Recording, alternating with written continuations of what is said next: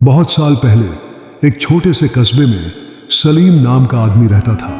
सलीम दिखने में नेक और नमाजी था, लेकिन दिल के अंदर लालच छुपा था।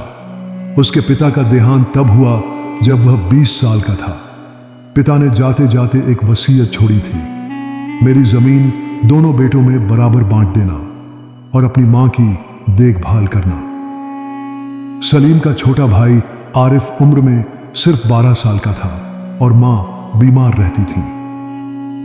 शुरुआत में सलीम ने सब ठीक ठाक किया, लेकिन कुछ ही महीनों में लालच ने उसके दिल में घर बना लिया।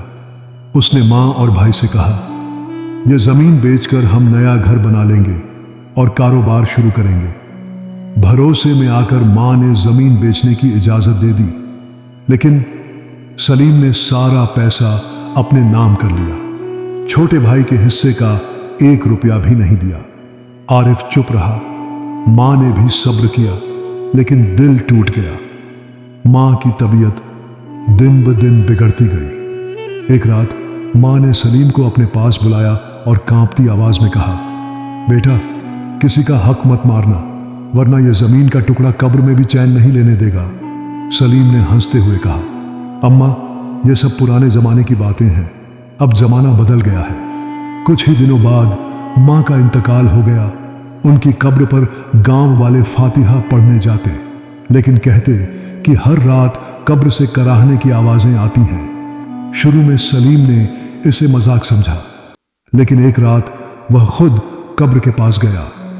चांदनी रात थी, हवा में सन्नाटा, और तभी उसने साफ साफ सुना, सलीम, किसी का हक लौटा दे, किसी का हक लौटा दे। उसके पूरे जिस्म में सिहरन दौड़ गई। वह भागते भागते घर आया, लेकिन रात भर सो नहीं सका। हर रोज उसे वही आवाज सुनाई देती, दिन में भी, भीड़ में भी, यहां तक कि नमाज पढ़ते वक्त भी। कुछ ही महीनों में उसका कारोबार डूब गया। घर गिरवी रखना पड़ा। बीमारी ने घेर लिया। इलाज का खर्च नहीं था। एक एक करके दोस्त, रिश्तेदार सब दूर हो गए। तब जाकर उसे मां की बात याद आई। आंसुओं में डूबा वह छोटे भाई आरिफ के पास गया। गिरते पड़ते बोला, भाई, मैंने तेरा हक मारा, मुझे माफ कर दे। आरिफ की आंखों में आंसू आ गए। उसने कहा, भाई, मैंने तो तुझे पहले ही माफ कर दिया था, लेकिन हक तो लौटाना पड़ेगा, वरना अल्लाह के सामने जवाब देना होगा। सलीम ने जो बची खुची जमीन और घर था, उसका आधा हिस्सा भाई को दे दिया।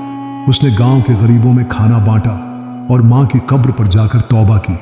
गांव वाले कहते हैं, उस दिन के बाद मां की कब्र से कोई आवाज नहीं आई, लेकिन सलीम का चेहरा आखिरी वक्त तक नमाज और तौबा के नूर से चमकता रहा। सबक, किसी का हक मारकर कभी चैन नहीं मिलता।